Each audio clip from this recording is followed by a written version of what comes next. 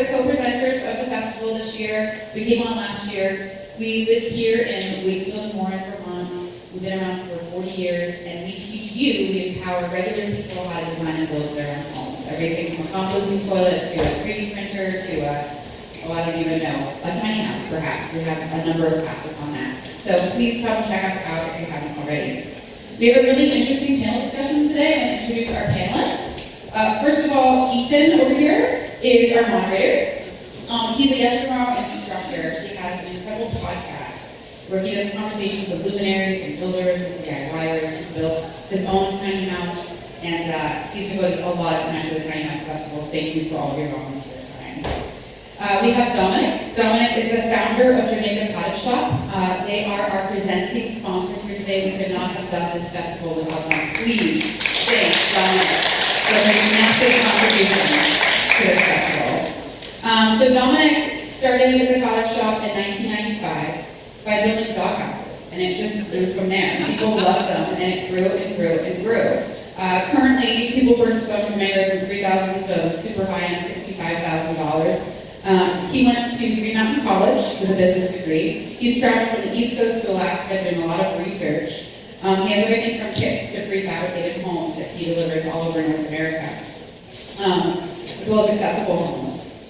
He locally sources all of this materials, which is incredible, and he employs over 80 people now in southern Vermont. He's an incredible economic driver in this particular business.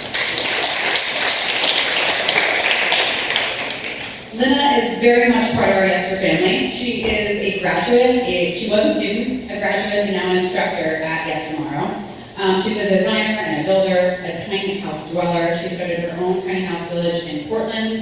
She has a master's degree in urban and regional planning from Portland State University. She was featured in Portland here, guys. Give it up for Lina. We have Jewel Pearson next. Jewel Pearson lives in her beautiful downsized 360-foot home in Charlotte, North Carolina. She's been featured twice on HGTV. She has an incredible movie, Apartment Therapy, which has been nominated for a number of awards and has been in 3 different film festivals. She's a project manager, consultant, tiny house advocate. She speaks to the voice of inclusion. She has an incredible company, the Tiny House Trailblazers. She likes to talk about advocacy, and she works together with Lee with many different workshops. Next, we have Lee. If you guys were already here, you've heard about Lee, but I'll tell you again. She's a geographer and community builder. She's worked in the federal government in higher education. She lived in over 27 houses in 6 different countries before finally landing in Washington, D.C., where she started her own tiny house village. She's the founder of Poteria. She's a consultant. She helps cities implement zoning changes for the tiny house development, and she leads workshops for individuals. So, without further ado, I give you this incredible panel on tiny houses by all of those well-known tiny house people. Thank you, Charlotte, and it's great to be here. I'll just say a couple quick things about the Tiny House Lifestyle podcast. So, if you enjoyed the panel today, you should be able to find this as an episode of the show in the coming weeks or months. It's a show that I produce every single week. It comes out Friday mornings, and it features conversations with tiny house builders, tiny house dwellers, people who are doing interesting things that I think relate to the tiny house movement, and it just so happens that all 4 of our wonderful panelists here have been previous guests on the show. So if you like what they have to say, you can go and find their episodes, and that's at thetinyhouse.net is the website where it is. So I pitched this panel to Erin as, the future of the tiny house movement, and I think that we're not here to predict the future, because what we think of as the tiny house movement is a whole lot of different things to a lot of different people, and it's hard to think about what's going to happen in the future without looking at where we began and how things have changed, and then we can kind of think about projecting what is coming in the future. So I wanted to actually start with just the how, how houses are being built, how tiny houses are being built. And I wanted to start just by asking Dom, who, as you already heard, owns the Jamaica Cottage Shop and has a kind of inside view because you are building a lot of tiny houses for a lot of clients. I'm curious, are you seeing any changes in the interest that you get? Like, are people moving away from wheels? Are they moving towards wheels? Like, what's happening? What is the trend, and what do you see happening? Thank you, Amy. Good to be here today. Thank you all for coming today and joining us again. As far as the tiny house movement, which way it's headed, we're looking at different types of builds. Any of my designs can be put onto a trailer, so essentially be on wheels. That typically adds about $5,000 to the cost of the project. So what oftentimes happens is one of our first questions when we're trying to determine the best solution for an individual is to find out how often do you plan on moving your house. That's an important question for us to understand whether a foundation, a wood platform on skids, or something rolling on wheels is the best solution for you. So when we take a look at what kind of folks are coming up to us and understanding where those instruction methods are arising from, what I've found is that the folks that are coming are much more educated, partly credit to these shows and understanding how the little houses are being put together. We educate folks quite often about the road restrictions, weight, dimensions, size. So those are very important features to understand if you're going to build a tiny house that is going to be transportable over the road without any transportation-wide load permits. I've observed that tiny houses have been getting larger and shocking. When I did my build in 2012, a 22-foot trailer was kind of on the large end of tiny houses on wheels, and now that would be considered super tiny. Lina is somebody who built a tiny house that was even tinier, but has actually stayed involved in builds. I'm curious what your thoughts are on the increasing size, and is there a maximum? Like, do we reach a tipping point from a design standpoint where it just doesn't make sense? Yeah, I think this is where we get to that definition of tiny house, right? What is a tiny house? And we're lucky that there is technically a definition for tiny house now, thanks to the folks who did a lot of hard work about creating the appendix to the International Residential Code, which defines a tiny house as 400 square feet or less. And that set of regulation provided a legal pathway for people to create tiny houses. Now, that's not to say that there aren't a lot of houses over 400 square feet that are still tiny because of the number of people living in them. But it has certainly been interesting to see how the tiny houses on wheels or movable tiny houses have become a lot bigger over the years. Some of us were early in this adventure, and they started out small. There were several people who were building tiny houses in the 12-foot long, 14-foot long range, and as Ethan said, 22 is now on the small side of things. So I think there are several things happening there. One is that as the TV shows demonstrate that there are lots of different ways that people can meet their dreams inside a tiny house, people are trying to fit everything in. I think part of it is that it, as Lina attested, it's difficult to create community and to create those opportunities where people can share more resources, so people are trying to fit into their own homes things that they might otherwise share, like a home grade, for instance. But I'm curious to see what others think too. Do we have time to pass the mic? Absolutely. So I'm one of the people that built a big tiny house. And I built mine at the time that everybody was saying, you must build a small tiny house. I'm also older than a lot of the people that I knew were in the movement at that time. And for me, my approach to my tiny house was, this is my retirement plan. I've lived in some very nice spaces. I didn't want to feel like I was giving up anything. And so my tagline is, you don't have to give up luxury to go tiny. So my perspective was that I was building my house for me, and for me to be able to enjoy it and live in it long term. I wasn't going to go the very tiny size. And then I also felt like I wasn't asking anybody in the community for any money to build, so I got to build it, what worked for me. And that was 4.5 years later, that was one of my better decisions. I don't really have anything to add other than I wish I would have followed the advice to go smaller, because I originally wanted to build 24 feet, and I ended up going 18 feet because I found a really good deal, and I thought 18 feet will work, and it did work for just me. But I think I would still be in my tiny house full time if I were in 24 feet. I didn't move out because it's small. I outgrew for some other reasons, but I really do feel like there's a whole range of options, and it really depends on location. I tell people in Washington, D.C., if you're going to build a tiny house, do not go over 24 feet if you want location independence. If you have small alleys, if you have small backyards, it's harder to find a place to park it if you're going to go really big. Oh, thank you, I'll say very soon.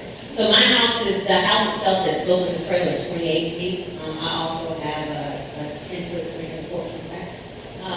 But I don't plan to move my house as much, and I also live in Charlotte, so there are larger spaces that can accommodate. But my thing, I would say it's a movement for a reason. It's going to change, and people get to build and do things that kind of work more for them.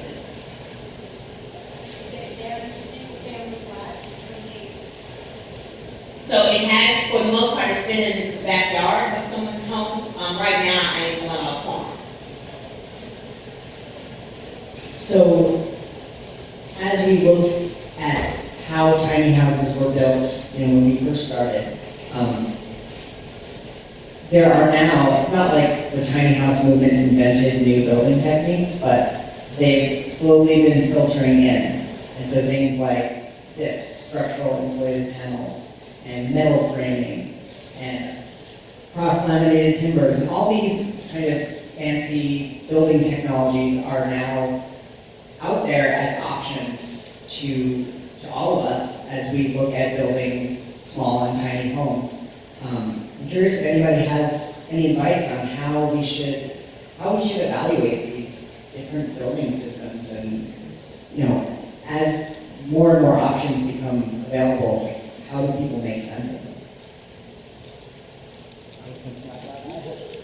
Sure, I'll take that one.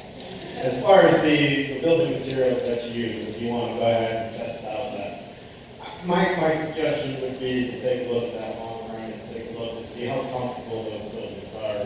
Will they last for the longevity of the building? So when you put together a building, what I oftentimes say to folks, what are you going to do with that building once you no longer need it? Will you go ahead and sell it? Will you go ahead and recycle it? Or how will that building be put back into the environment in a safe way? It's just like your fresh water, and when you're done with it, your wastewater, you're going to have to put that back into the environment. So as far as those materials that you choose, I prefer to use very highly sustainable resources. I use lumber here that is from the United States. I'm very adamant about it. I don't buy lumber from outside of the country.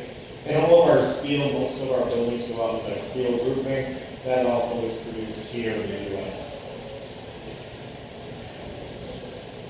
Lina, I was hoping you could, talk a little bit about your decision to use SIPs for two tiny houses that you built for yourself, and just how you did that calculus. Yeah, so SIPs are structural insulated panels, and one of the things that really appealed to me about using SIPs for a tiny house build is that it's possible to get a pretty continuous insulation in SIPs, because they're basically, think about like an ice cream sandwich where there's OSB or plywood on one side, OSB plywood on the other, and then the inside part of the ice cream is foam. So you've got insulation going, instead of having studs every 16 or 24 inches, you have insulation instead. So you can get a tighter building envelope. The panels come flat packed, so I would pick them up on my trailer and then raise the walls, and so you can get the house built pretty quickly. Erin, one of the coordinators of Tiny House Fest, before the first Tiny House Fest, we did her Tiny House Build Blitz, and it was a really crazy week, but we got her tiny house framed up in a week by using structural insulated panels, and then brought it to the first Tiny House Fest. So it was really neat to be able to do that with a fairly small crew.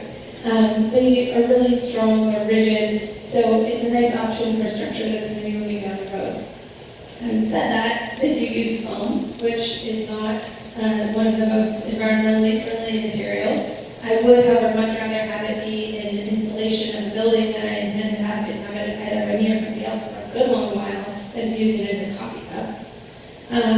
And I think that as, if we're using materials in a way that we intend to use them, to be thoughtful about how we're going to take them apart afterwards, as Domenic was saying, then it can be a good choice. But there certainly are a lot of other options out there, and I think if people are thinking about things like doing steel studs, for instance, to be able to be lightweight on the road, then paying attention to climate we're in, whether they're going to be able to do an exterior insulation to create a thermal break so that they don't have a heat transfer from one side to the other. I'm seeing a little bit glazing over. There's a lot of building science behind this, so the short answer to this question probably is that it's going to take some research and it's going to take some talking with folks who are builders who understand what's climate appropriate. I do believe that 6 can be a good choice, but I think that for a lot of DIYers, doing a stick-built structure is the easiest way to go, especially using locally available materials. So. What is the R value? What's the solution value? The R value of 6? It depends on the type of foam you choose. So as usual, it depends. The one that I was using was an R5 per inch, and it's 3.5 inch cavity. So the wall system altogether is about 60. There are also some considerations to the weight of the structure as well, when you're choosing between these different building envelopes. When it comes to the legality of tiny houses, that's probably the biggest question that I get from listeners and readers, which is, can I put a tiny house in such and such town? And as you all probably know, if you've started to look into this, the answer is yes, maybe, no.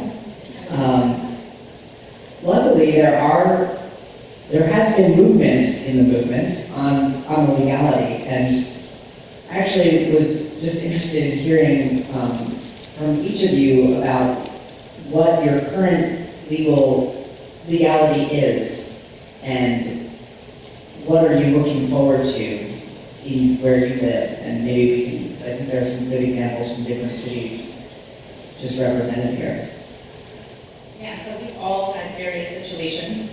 I would say I've always been in the gray area, so I treat in the jurisdictions where I lived, have also treated a tiny house on wheels as a travel trailer. Most jurisdictions across the country still do that, so you want to know what does it say on the books for parking a travel trailer / RV on your property. Where I have lived, it has been okay to park one. It cannot be your primary full-time permanent residence. So I was on the lease of a main house that I was parked behind, even though I lived full-time in my tiny house. I now have my tiny house in my own backyard of the property I own. And when we were building Menard Studios, it was legal to park it on a non-buildable lot. You technically couldn't live there full-time, even though a few people did. So it's a very gray area of zoning. And just to put out a plug, I'm going to be working on a crowdsourced application nationally that people can put in zoning for every jurisdiction, and sometimes winter. So look for that. I guess that's probably all. So what I'm hoping we see more movement towards is what I talked about at the end of the last presentation I did, which is cities that are trying to meet affordable housing mandates. Accessory dwelling units are a great option in cities. However, if you're a homeowner and you have to fund that yourself, it's very pricey. And to me, it doesn't meet our affordable housing as much as it could if we also said accessory dwelling units can be, tiny houses on wheels can be classified as accessory dwelling units. And that's what they're doing primarily in California right now.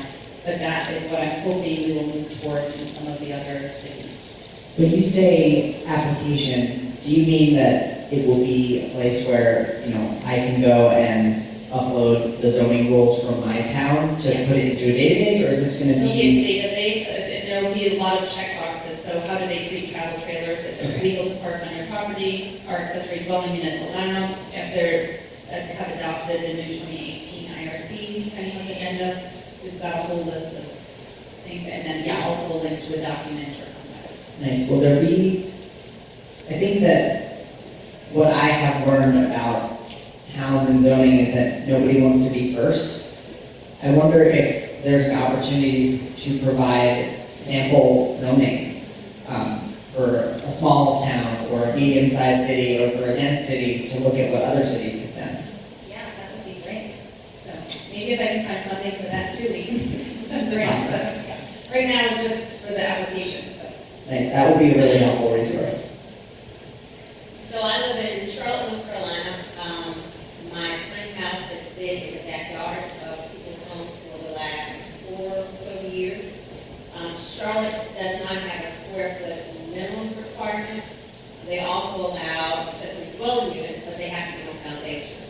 So I have kind of lived in the gray area as well, and I've been very successful up until about a year ago.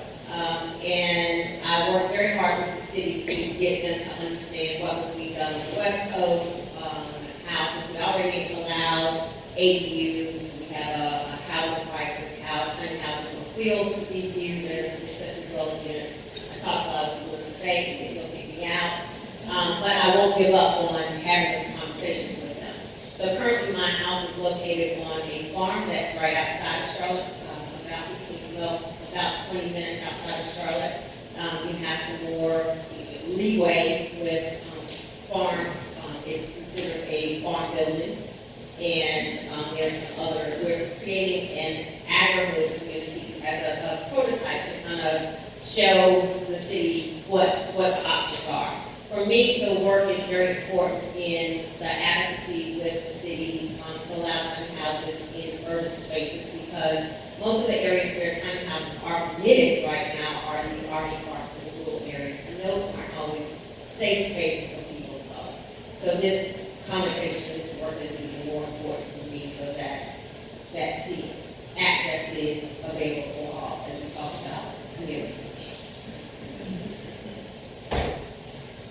So this is something I'm really fascinated by, having been an urban planner and explored, the legal stuff all over the place. I would encourage folks who have not yet checked out Living Tiny Legally to check that out. There's 2 parts out right now. This is a documentary series that's put together by Christian Alexis of Tiny House Expedition, and the first part talks about different places that people have been working to make tiny houses legal. The second part talks about the International Residential Code that provides this framework for municipalities to adopt. They're working on a 3rd part right now. It's about tiny house communities, so do check out that resource. Feel free to geek out with me about this later if you're interested.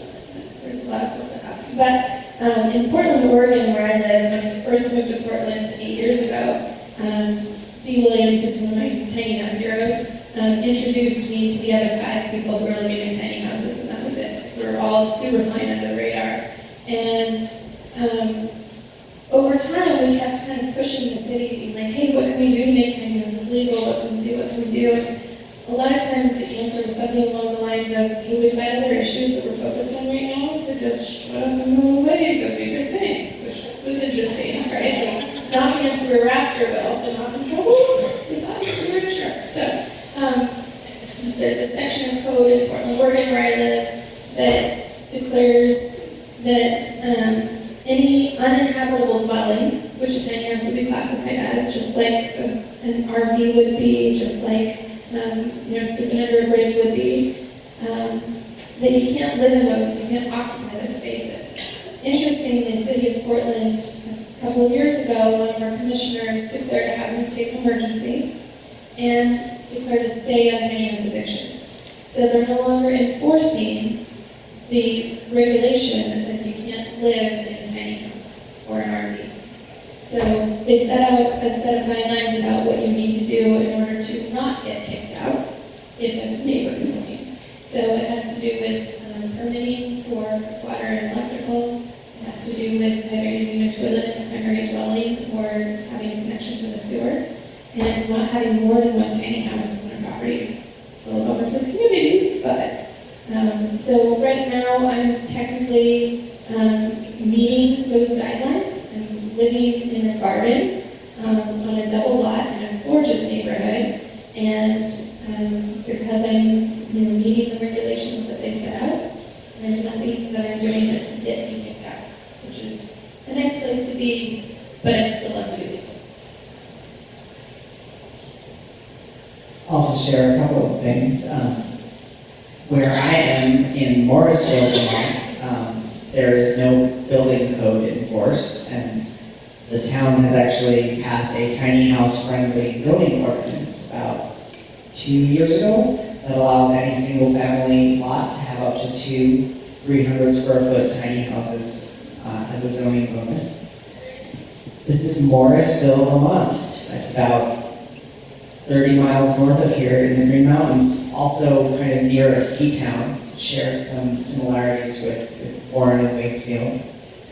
But now is a great time to get involved with this legal process because cities and towns are scrambling to A, provide affordable housing, and B, catch up with what people are already doing. They don't want to make criminals of us. They want the laws to reflect what people want. And even in Morrisville, it was I wasn't involved in pushing the town to do this because I was happily living under the radar, wasn't sure, but nobody was bothering me. But at the hearing for this zoning ordinance, there were some concerned citizens who came and they were kind of being NIMBY, not in my backyard, like what is this gonna bring in? Like what kind of people is this going to bring to our town? And so I think it's really important to make your zoning and your planning department aware of the fact that, hey, I live in this town and I'm interested in putting a tiny house in my backyard, or I would like to live in this town in a tiny house. I want to be a part of this community, but right now the law says that I can't. And if the town is already struggling and looking at how to provide ways for affordable housing, then tiny houses are a great possible solution, but you kind of have to help them connect the dots. Does anyone want to say anything else about the legality of tiny houses? That's one of the questions I get a lot when folks come to the shop and they try to understand where they're going to park the little house. And even my solution is just like yours. I sum it up in 2 words: no zoning. Jamaica, Vermont also has no zoning. So when we're looking at that, what we do is we fall under more of a national code where it says that it goes by the wastewater laws. So those wastewater laws, if you don't have an in-ground system, septic system, or if you're not going to feed that back to the municipality, legal laws, and I'm not an expert here, but so if I'm wrong, go ahead and feel free to correct me. But the wastewater laws would say that you can live on that property for 6 months out of the year, either continuous for 6 months straight or every other night. But once you live on there for further than that, then you would need a certified wastewater system or feed it back to the municipality for them to handle. Yeah, so we're... In the work that I've been doing with the city of Charlotte, I've reached out to a lot of the affordable housing advocates to, kind of share tiny houses as a solution, and just keep referencing what's being done on the West Coast. Reached out to one guy, and he said several times, I don't mean to insult you, but I would never advocate for tiny houses as a solution for affordable housing. He said, I want people who need affordable housing to have access to everything that people would have in a normal house. And he went on, and several times, 2 or 3 times, he said, I don't mean to offend you. I never said a word. I just said, I'm not offended. What time are you available to tour my house? And we set it up for in a couple of days, and as I watched him standing out in the yard, and he was just taking it all in, and as soon as he hit my door, before he even got me in the house, he said, I owe you an apology. I didn't understand what you meant when you said tiny houses. So what I have learned is a lot of people already have their preconceived notions as to what a tiny house is, and most of the time that's a negative notion. They're, a box, you might be where they don't feel like you can turn your shoulders, whatever it is. And so a lot of times I allow my house to speak for the opportunity versus me trying to convince. I just want to add to really took it in a direction I think is really important because tiny houses are being used in a lot of communities across the country now to address issues of affordability and to help people who've been experiencing homelessness to have a roof over their heads. And that's one of the areas that people have been really a lot more flexible about rethinking their zoning and rethinking their codes. And so we have places like Quixote Village in Olympia, Washington. We have several communities in Austin, Texas.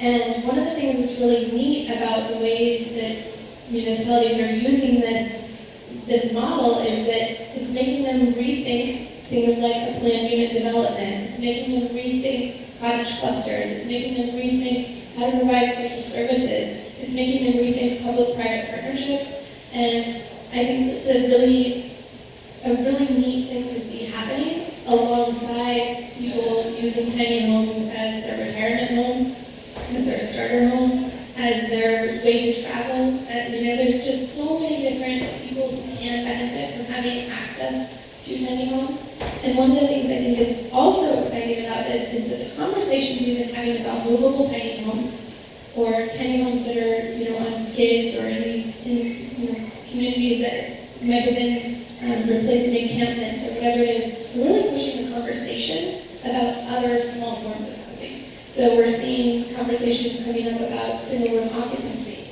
which was kind of like the boarding house model that used to be really ubiquitous throughout America. And then that got shut down in a lot of places, or it got relegated to just certain types of people. We're starting to have conversations about single room occupancy. We're having more conversations now about accessory dwelling units. The entire state of California and the state of Oregon are really working right now on accessory dwelling units. And seeing how these conversations are going to come in at the fringe with people saying, oh, I would never live in 200 square feet. But then they see something that's 800 and they go, I could live in that. That's starting to change our perceptions of what home is and what's possible and what it might look like to be able to live closer to family or to live with friends. Have caretakers or students, just all sorts of different permutations. I think that's the sort of thing that's cracking open the conversation around home and regulations. And that's an important conversation this year. Joel, you said something before about, when we were talking about the size of tiny homes, and you said, this is my retirement plan. And that's something that has surprised me in that, when I started, I was in my 20s, and I was like, oh, this is like the hipster millennial, instead of buying a single family house, this is going to be this generation's plan. And,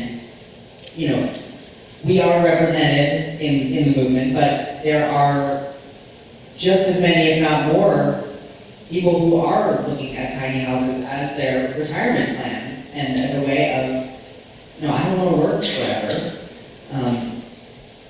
Yet there's still a disconnect between, tiny house news stories and what you see if you look on Instagram and Facebook at who is living in tiny houses. And that doesn't just extend to an age group, it's also about the diversity of the people in the movement. I'm curious if, how can we make sure that what we see out there of who can even live in a tiny house, that the movement stays inclusive and that we make sure that this is for everybody. I just talked about that. I think we have to look at the models of housing.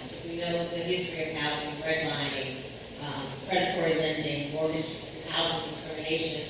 We have a lot of examples of how not to do housing. And one of the things that drew me to tiny houses was to talk of community. One of the things that has been disappointing about the tiny house community is that it's not always going to talk about real community. It's so that everyone is represented in the community. Everybody understands what my experience in the community has been very different from I'm not a millennial. I'm not a hipster. I'm not a young white male. I'm none of that in the community, but I'm here in the community. My experience, though, has been very different in the racism that I dealt with in the community, in RV parks, attending festivals. And I think what we have to do is, one, listen, because there are other people people of color in the community, there are Black people in the community, we have to make sure that they're represented in spaces like this so that they're able to share their journey and what their experience is like. As we're advocating for tiny houses, we have to be sure that everybody's represented at the table to understand what those needs are and to make sure that we're building real community. Again, using those examples of community as the playbook for what not to do and how to make sure that everybody has this opportunity. And so I guess what I would say is it's work. And it's uncomfortable, but it's uncomfortable for me as a person of color trying to live in my tiny house and have to have a police presence because I'm dealing with racism. So, I mean, we have to, because we're at a time where community has to be redesigned. So it just makes sense to redesign it so that everybody has the representation and the seat at the table. I hope I answered the question. I think that financing comes into that a lot, and historically has also been used against people and preventing people from owning homes in certain places. But in a way, the fact that it is very difficult to get a loan, anyone to get a loan for a tiny house, kind of makes it still only accessible to those of us who can put away $20,000 or $30,000 or manage to come up with that extra money, or somebody who already owns a home and maybe has some equity and can borrow against their home. Are there any promising signs that financing and is coming for tiny houses, or is this still kind of just you got to come up with the money?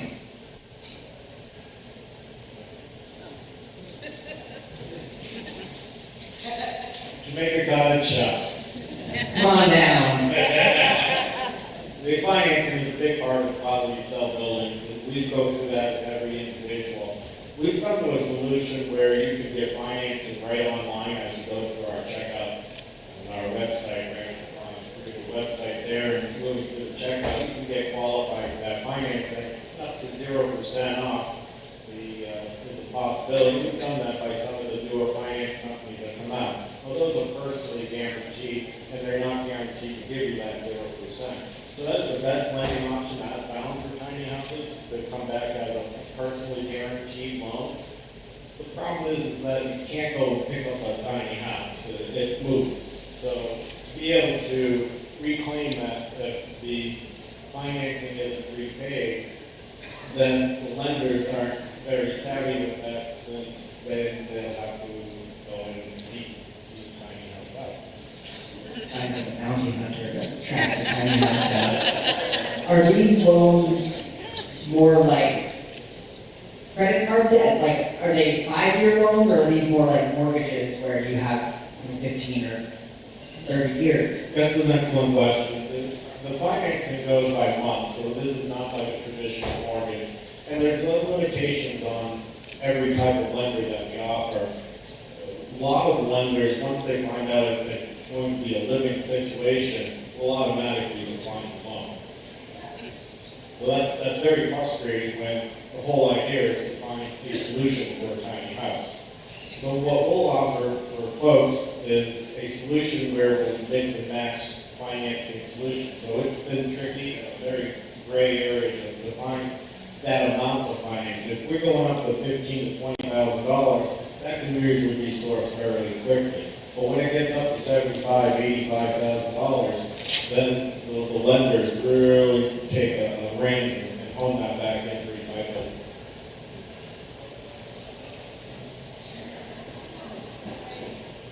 All right, well, that's one element of the future of the tiny house movement that is, I think, frustratingly not moving along.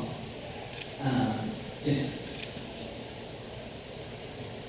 because you could imagine that somebody who is only making $20,000 or $30,000 a year, if a traditional type mortgage was available, where they had to come up with a down payment of 20% and then pay that back over the course of 10 or 15 years, that could actually really be affordable housing.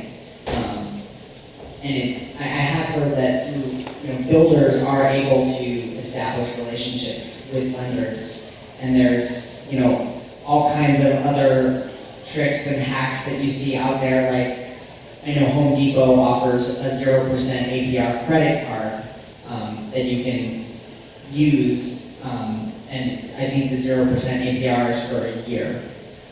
So, again, it's not a great option, but it could help spread the cost out over a little bit longer. And then we know the RV option, if you are RVIA certified, then you can get an RV loan. But I think what you talked about in the first part of the statement is understanding that there's some financial privilege there. And remembering that as we're advocating to, kind of keep us humble. And again, I keep talking about creating cash. So as we're advocating for legality, we're also advocating for financing and understanding that there needs to be another option for other people, and that we were privileged in a way. And it just kind of reminds us to stay on task with making sure we're, creating models for others. Absolutely.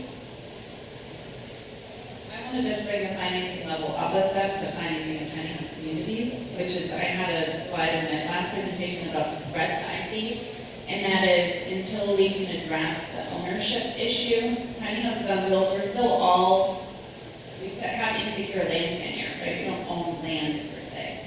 And what I've seen is that a lot of RV parks and mobile home parks are getting bought up by investors. Warren Buffett leads a mobile home university teaching people that it's the best investment, quickest investment where you can make returns because you can buy one and jack up the rents. We're seeing this happen in the Bay Area a lot as well.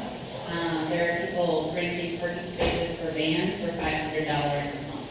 So until we come up with new models, and they can be community land trusts, they can be different co-ownership models, I fear that tiny houses will become yet another form of housing that will be all types of discriminatory practices around, including those who maybe can't move their tiny house if they're at an RV or mobile home park. All of a sudden the rent goes from $500 to $1,000 a month. What are you going to do if you don't have another place to move your tiny house to? So is there any demographics on how long a house owner owns their house versus how long a tiny house owner owns their house? So there's an audience question about, is there any demographics on how long people own tiny houses versus traditional houses? I don't know of any. There's a long enough time period that we can study yet. The one thing that also ties into financing, though, that's a hard sell for people is that tiny houses do not appreciate in value. If I were to sell mine, I could not get out what I put into it. Why? Because someone can go and pay that same amount for a house custom designed for themselves, or build that same house for themselves. Why are you going to? They don't appreciate because they don't own the land. So that's another hard sell with financing, especially for someone who's never owned a home before. And we in the United States push so hard that home ownership is the only way to generate wealth and generate a secure system for yourself. I don't necessarily believe that. We saw that with the last housing crisis. Just because you have a house on a foundation does not mean you're stable. However, it is a hard sell to tell someone to put all of their life savings into building a tiny house that is never going to appreciate in value. And Lee, you made a point when we were talking this morning about how you were able to save so much money while living in a tiny house that you were then able to invest in a single family home. And Through a program that didn't require a down payment. right. And that's something that is good to keep in mind when you look at tiny houses. Yes, they don't appreciate in value, but the cost savings and the benefit to the resident it's a different form of return. It's not an appreciation in the home's value, but it's a reduction, hopefully, in living expenses, so that you are earning that return from the lifestyle, not so much from the house and the ownership. And if you can actually get better returns by keeping your tiny house. So I rent mine out now, and I rent it at a pretty affordable rate. And so that is allowing me to recoup those costs rather than selling it. And then I can also provide someone else with a place to live and also try to facility.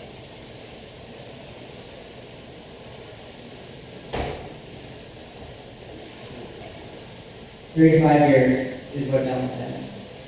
Is Chrissy in the room? Where is Chrissy Donor?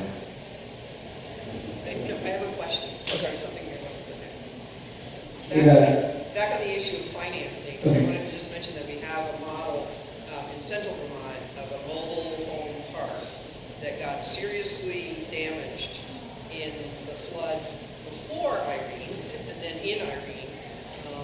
But it's now a cooperative.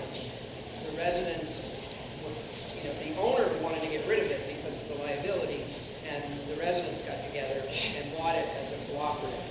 And so I think cooperative ownership is something for tiny home villages, mobile home parks, whatever, is an opportunity to collaborate and bring resources together, but it's also a model of how we go forward in managing those spaces and creating community in those spaces that I think is really worth looking at for the tiny house community for the future, is how can we use that co-op model to leverage resources, but also leverage community building.